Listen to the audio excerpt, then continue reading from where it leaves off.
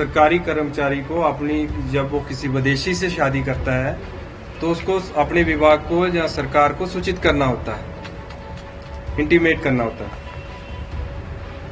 तो इसमें साफ लिखा है कि पूरी जांच पड़ताल के बाद ये पाया गया कि प्रार्थी ने डिपार्टमेंट को सूचित कर दिया है। शादी की तस्वीरें अपने विभाग को दी और उसके अलावा शादी का ये ऑनलाइन वेडिंग का कार्ड और जो भी मैरिज के संबंध में जितने भी डॉक्यूमेंट्स थे, मैरिज सर्टिफिकेट, ये मैंने सब अपनी 72 बटालियन के जरिए जमा करवाए। प्राइम मिनिस्टर साहब से और होम मिनिस्टर साहब से मैं अपील करता हूँ कि मेरे साथ जस्टिस होना चाहिए।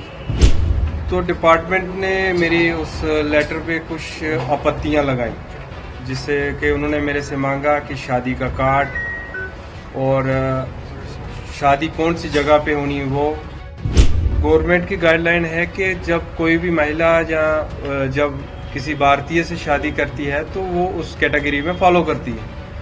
तो हमने 4 मार्च को ही LTV अप्लाई कर दिया कि हमारे साथ ये गलत हो रहा है कि हमने ये LTV में आते हैं, हमने पूरी परमिशन से शादी की है, CRP को इंटीमेशन किया हुआ है, सारे डॉक्यूमेंट्स लगाए। तो हाई कोर्ट ने उसको सुना।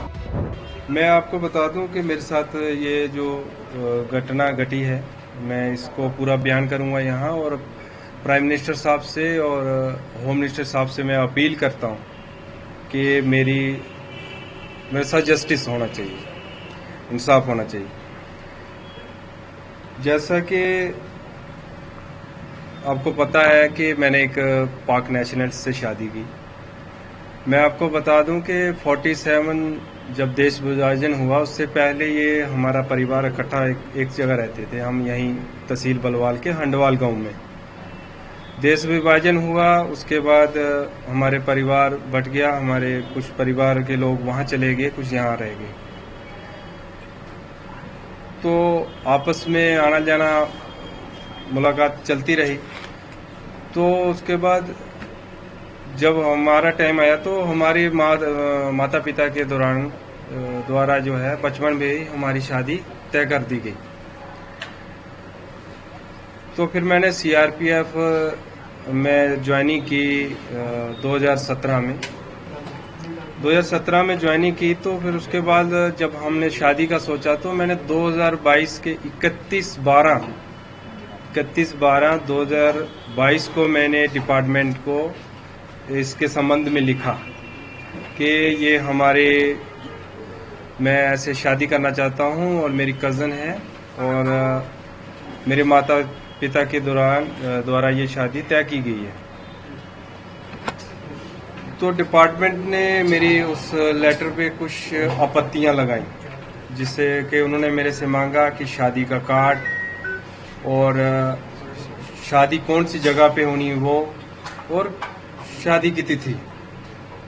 तो मैंने वो 2023 में वो सब क्लियर करके डेट शादी की फिक्स हुई, तो मैंने वो डिपार्टमेंट को दे दिए। 72 बटालियन CRPF सुंदरबनी में मैंने वो आवेदन दिया।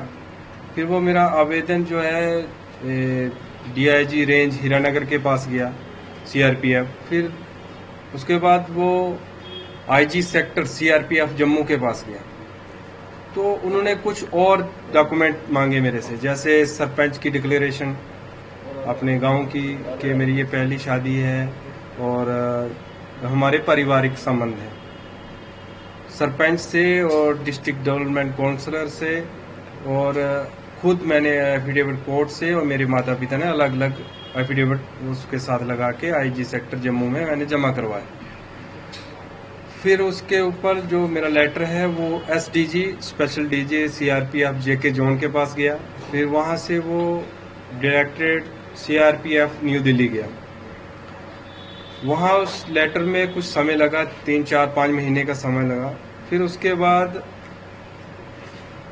30/4/2024 को वहां से रिप्लाई आता है, ऑर्डर आता है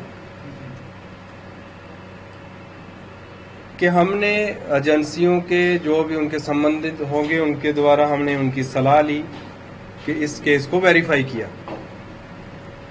फिर उसमें उन्होंने बताया कि एक गवर्नमेंट सर्वेंट जो होता है 1964 के धारा 21(3) के तहत सरकारी कर्मचारी को अपनी, जब वो किसी विदेशी से शादी करता है तो उसको अपने विभाग को या सरकार को सूचित करना होता है, इंटीमेट करना होता है। तो इसमें साफ लिखा है कि पूरी जांच पड़ताल के बाद ये पाया गया कि प्रार्थी ने डिपार्टमेंट को सूचित कर दिया है। ये लिखा हुआ, मैंने मार्क भी किया हुआ। ये डायरेक्टेड डीजी सीआरपीएफ दिल्ली का 30/4/2024 का लेटर है कि प्रार्थी ने सूचित कर दिया। और नीचे ये मेंशन कर दिया कि इसमें एनओसी का कोई उल्लेख नहीं है, एनओसी का कोई प्रावधान नहीं है, सिर्फ सूचित करना होता है शादी के संबंध में। तो मैंने सूचित कर दिया, ये इसमें डायरेक्टेड के ऑर्डर में क्लियर है। फिर इसके बाद में मेरे फादर कैंसर से पीड़ित हैं, वो डिपार्टमेंट को पता है, डिपार्टमेंट के थ्रू उनका इलाज भी चला है। फिर उनकी तबीयत अचानक खराब हो जाती है, तो हम दोनों परिवारों ने डिसाइड किया कि हम मैरिज कर लेते हैं, वीज़े में अभी टाइम लगेगा, हम शादी कर लेते हैं। तो 24/5/2024 को हमने वीडियो कॉन्फ्रेंस पे शादी करने का निर्णय लिया। तो सब लोग इकट्ठे भी हुए, काजी वगैरह भी आए दोनों तरफ से। तो लाइव टेलीकास्ट पे हमारी शादी हुई। शादी के संबंध में मैंने शादी की तस्वीरें अपने विभाग को दी, और उसके अलावा शादी का ये ऑनलाइन वेडिंग का कार्ड, और जो भी मैरिज के संबंध में जितने भी डॉक्यूमेंट्स थे, मैरिज सर्टिफिकेट, ये मैंने सब अपनी 72 बटालियन के जरिए जमा करवाए। फिर उसके बाद मेरी वाइफ ने वीज़ा अप्लाई किया। तो 28 फरवरी 2025 को मेरी वाइफ को वीज़ा मिल गया था। वो विजिट वीजे पे, 15 दिन के विजिट वीजे पे भारत आई। आने के बाद हमने 1 तारीख को 28 की रात में वो घर पहुंची। एक को हमने सुबह एफआरओ जम्मू में अपनी जो रिपोर्ट करनी होती है, कोई फॉरेनर जब आता है तो एफआरओ में रिपोर्ट करना होता है, तो हमने वो प्रॉपर वहाँ पे रिपोर्ट किया। तो एज ए वाइफ उसको साथ रहने के लिए लॉन्ग टर्म वीज़े की ज़रूरत थी, एलटीवी। तो गवर्नमेंट की गाइडलाइन है कि जब कोई भी महिला या जब किसी भारतीय से शादी करती है तो वो उस कैटेगरी में फॉलो करती है। तो हमने 4 मार्च को ही एलटीवी अप्लाई कर दिया, long term visa. Long term visa apply किया तो 13 मार्च तक उसकी पूरी प्रक्रिया चली।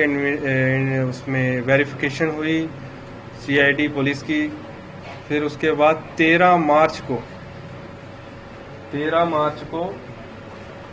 वो इंटरव्यू हुआ, एफआरओ जम्मू का इंटरव्यू हुआ हमारा।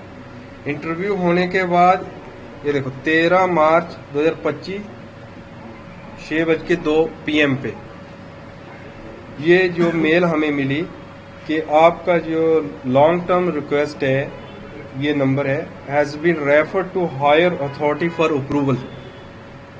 ये एमएचए को भेज दी गई 13 मार्च को। 14 को हमारा वीजा एक्सपायर होना था, तो हम एलटीवी कैटेगरी में आ गए, हमें एलटीवी में स्टे हो गया। उसके बाद हम एलटीवी में रहते रहे। तो अचानक ये पहलगाम का इंसिडेंट हुआ, सरकार ने कुछ निर्णय लिए उस पर। हमें भी उस चीज़ का बहुत दुख है, मजम्मत करते हैं, हम उसके सख्त खिलाफ हैं। सरकार ने जो कठोर फैसले लिए हैं हम उसका समर्थन करते हैं। फिर अचानक से मुझे एक एग्जिट परमिट की मेल आती है,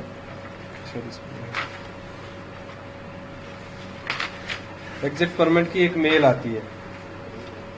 तो उसमें लिखा होता है कि आपको जो भारत से जाना पड़ेगा, आपका एग्जिट परमिट ग्रांट हो गया। तो मैंने जब बात की तो उन्होंने बताया नहीं आप एलटीवी में हैं। कुछ देर के बाद हमें एक मेल और आती है, ये 26 अप्रैल 2025 को 4:42 पे आती है, मेल आती है।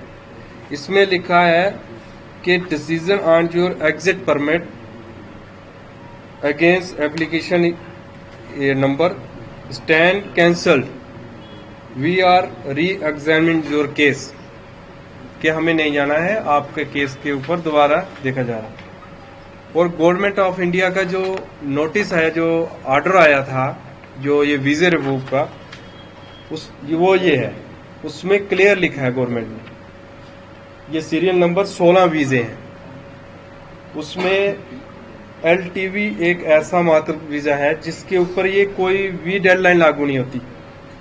एग्जिट परमिट जो है, एग्जिट वीजा, ये सभी हैं, LTV वैलिड है। Issue of new visa allowed, new वीजे जो मिलेंगे वो सिर्फ LTV को ही मिलेंगे, और ये ऑर्डर डेडलाइन जो है नॉट एप्लीकेबल, LTV पे ये लागू नहीं होती है। ये क्लियर था। हम इस दौरान हम रहते रहे। फिर 28 या 27 को हमें तहसीलदार की तरफ से एक नोटिस आता है विजिट वीजे का, ना कि LTV का। LTV का उसमें कोई जिक्र नहीं है, विजिट वीजे का आता है। वो लिखते हैं कि आपका विजिट वीजा 22 मार्च को खत्म हो गया है। हालांकि हमारा विजिट वीजा 14 मार्च को खत्म हो गया था, 22 को नहीं हुआ, 14 मार्च को ही खत्म हो गया था।